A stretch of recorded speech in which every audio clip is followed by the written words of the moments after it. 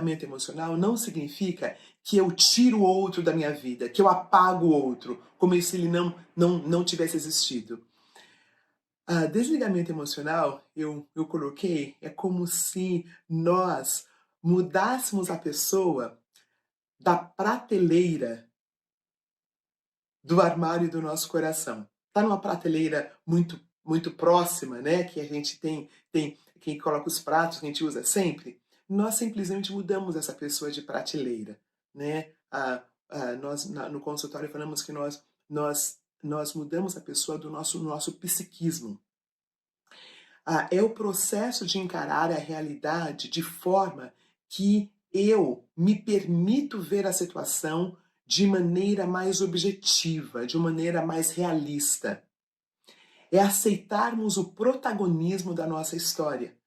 Quando nós não fazemos o desligamento emocional, nós vivemos a história do outro, nós temos que consertar o outro, nós temos que aprovar o outro, nós temos que colocar o outro num lugar no qual não é do outro, é nosso. Nós não somos protagonistas da nossa história. O desligamento emocional, com amor, é um ato de sobrevivência meu e desse grande outro, dessa pessoa que eu considero tão importante. É um jeito de eu sobreviver e é um jeito de deixar que essa pessoa sobreviva. Porque a minha tendência é sufocar essa pessoa, porque eu quero tanto a atenção dessa pessoa, eu quero tanto curar essa pessoa, eu quero tanto relacionamento com essa pessoa, que eu sufoco. Em alguns lugares que eu pesquisei, fala-se muito da pessoa que quer salvar o outro, que tem uma dependência química, que tem algum problema, então eu quero salvar esse outro. Então fala que um doente não cuida de outro doente. Porque, na verdade, quando eu estou tão linkado com essa outra pessoa, é como se eu estivesse tentando salvá-lo, mas, na verdade, eu estou doente também. O desligamento emocional não é um sinal de egoísmo, e sim de respeito à decisão do outro.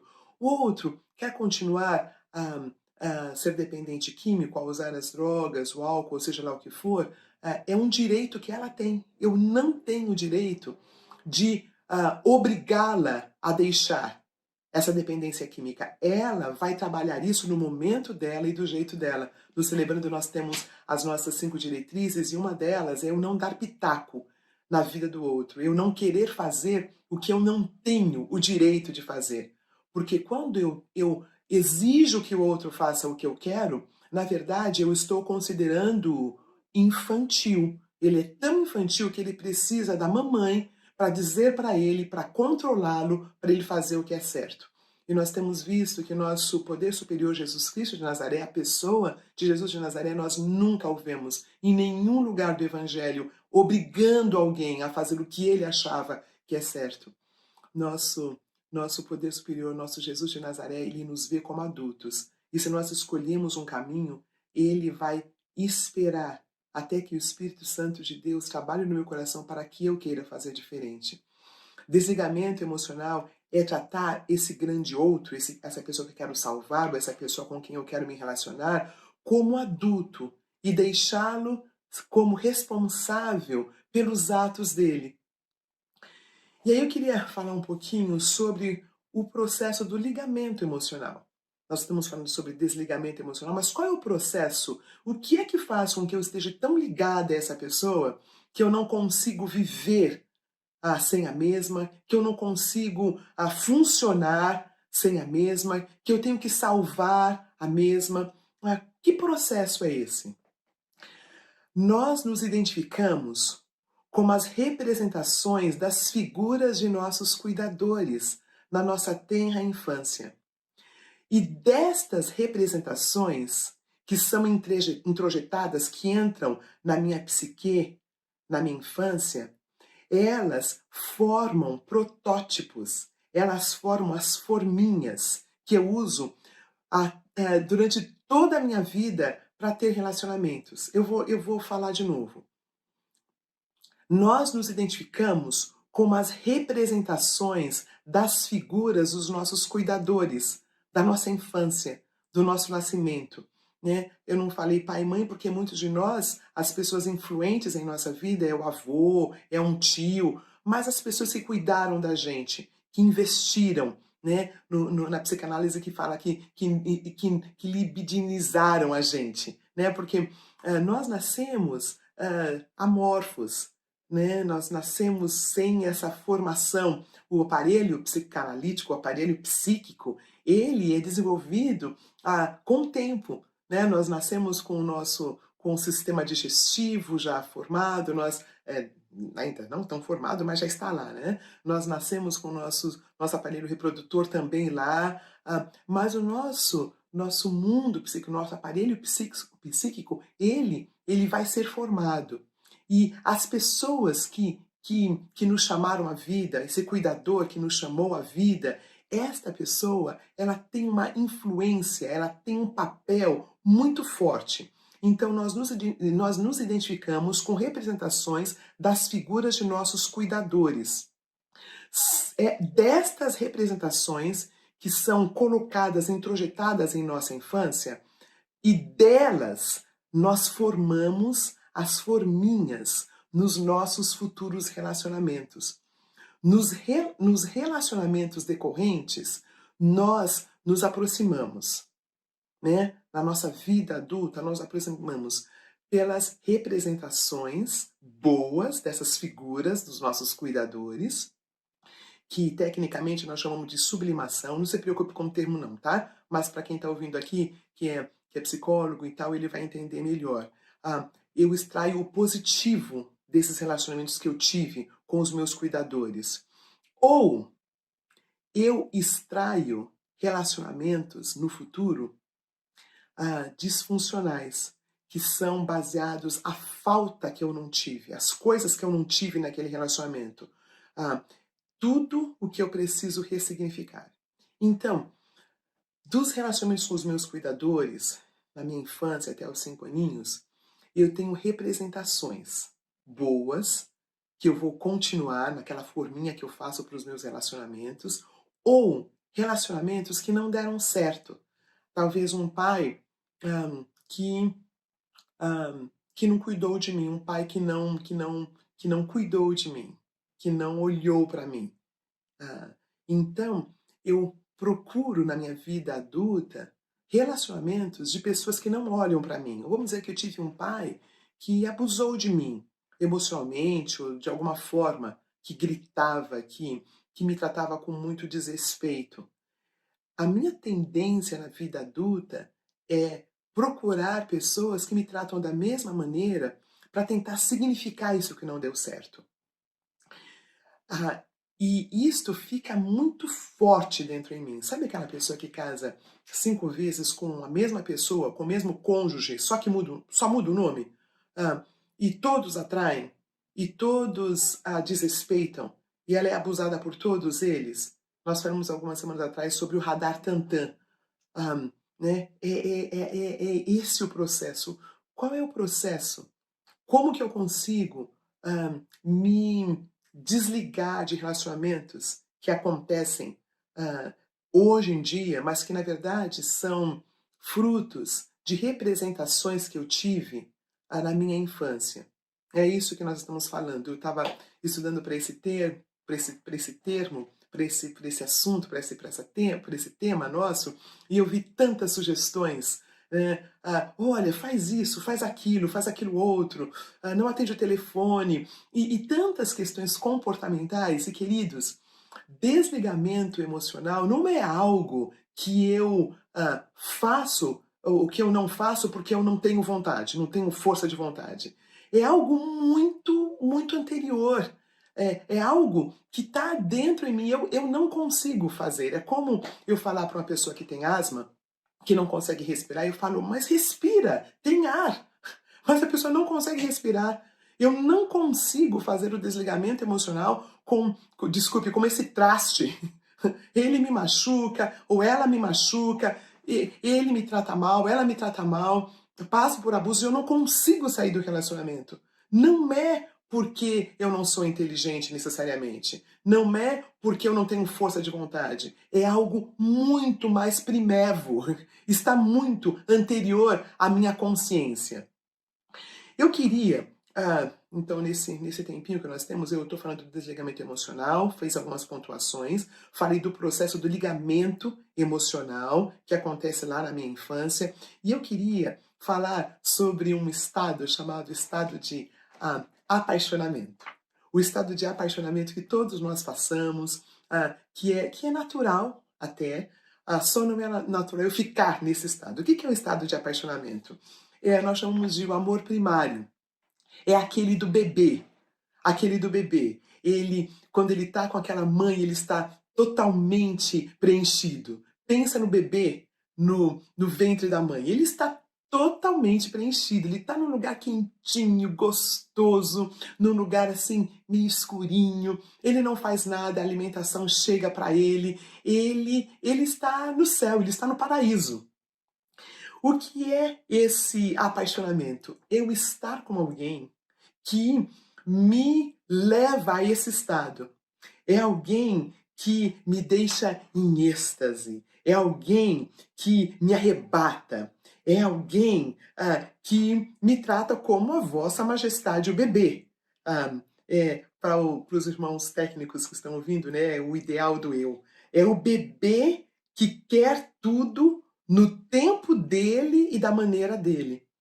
Então ele está nesse processo de apaixonamento com essa pessoa que o leva a sentir nesse lugar, nesse paraíso. Ele transfere para o outro esse arrebatamento, esse êxtase. Ele é uma pessoa totalmente preenchida. Ele está no céu. Esse é um período limitado do relacionamento.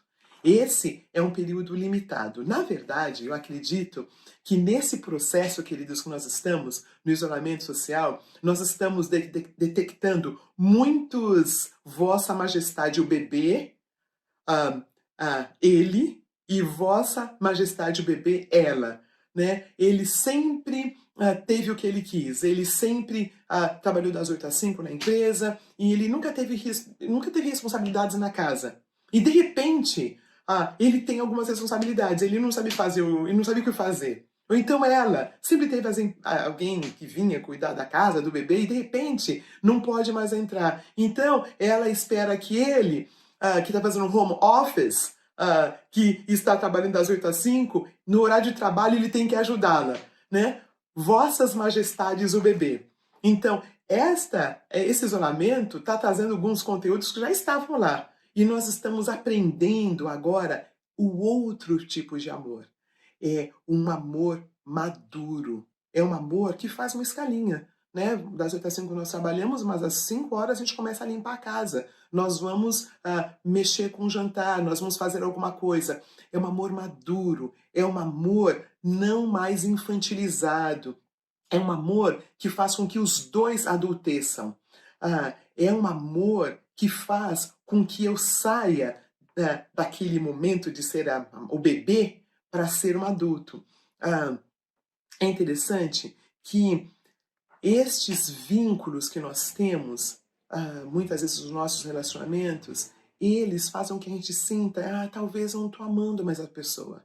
Talvez não seja a pessoa que eu escolhi. Mas é claro, eu casei muitas vezes com uma representatividade, não com uma pessoa em si. Eu casei com uma pessoa que eu tinha idealizado na minha cabeça. Então, eu queria passar para algumas sugestões do manejo. Como que eu enfrento? Como que eu lido, então, com essa pessoa que eu idealizo, que eu não consigo romper com ela? Queridos, é um processo de luto.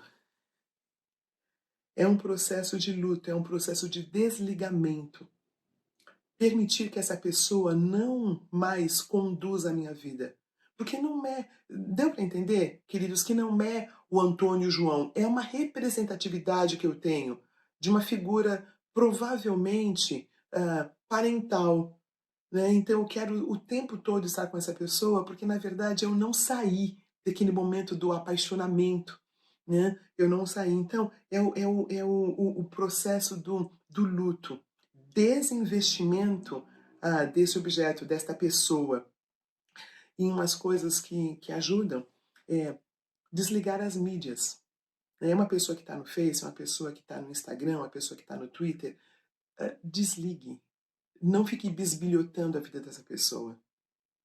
Muitas vezes distanciamento físico, se é possível. Um, né? Deixe a pessoa onde ela está e fique você no seu ambiente. É um lugar muito bom para estarmos nesse isolamento social, porque a gente está ficando mais quietinho nós mesmos. Outro, trabalhe a sua reconstrução emocional. Que período precioso para nós estarmos investindo em nós mesmos. Fortalecimento próprio. E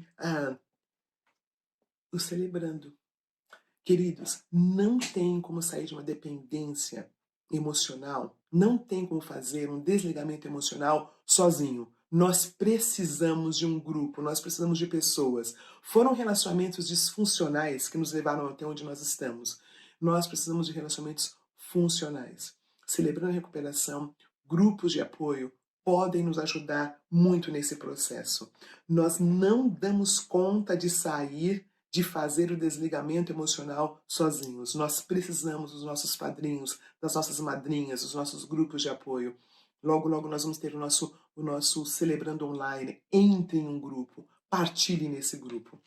Este grande outro é uma representação de algo que foi recalcado, de algo que está lá no fundo da sua inconsciência, que causou dor, e você acaba repetindo, repetindo, né? Já pensou? Pensa um pouquinho nos relacionamentos que você teve. Provavelmente você fez várias vezes as mesmas coisas. Porque será que é possível, queridos, que todos os homens nos traem? Será possível que todos os homens nos desrespeitam?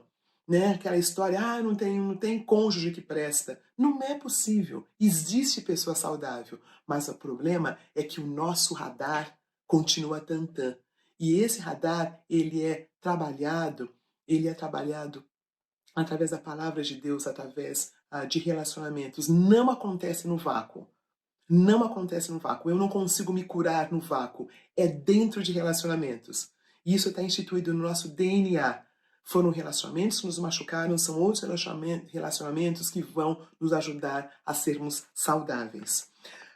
Eu queria a pergunta que nós vamos usar, não vou falar a pergunta morte agora não, eu só queria ler com vocês 3 versículos que mostram a pessoa do nosso Senhor Jesus Cristo e como ela conseguiu, como que ela vivenciou várias situações de uma maneira tão exímia, de uma maneira tão única, de uma maneira tão inteira. Queria que nós víssemos primeiro em Mateus, capítulo 16, versículo 23. Pedro acabou de falar uma coisa fantástica. Ele reconheceu que Jesus era o Filho de Deus, que ele era o Messias, e Jesus Cristo falou, puxa, Pedro, você falou um negócio tão importante, sobre isso você falou, eu vou edificar a minha igreja. E logo em seguida, Pedro comete um grande erro. Jesus falou, eu estou indo para Jerusalém porque eu vou morrer. E Pedro fala, de jeito nenhum, o senhor não vai morrer, o senhor não vai. E Jesus fala assim, Jesus virou-se para Pedro e disse, para trás de mim, Satanás, você é uma pedra de tropeço para mim, e não pensa nas coisas de Deus, mas nas coisas dos homens. Jesus é o melhor exemplo de alguém que era inteiro. Ele era inteiro, ele não tinha pedaços de outra pessoa dentro dele. Qual é o processo do codependente? Ele ainda não é inteiro. Ele carrega pedaços de outras pessoas dentro dele.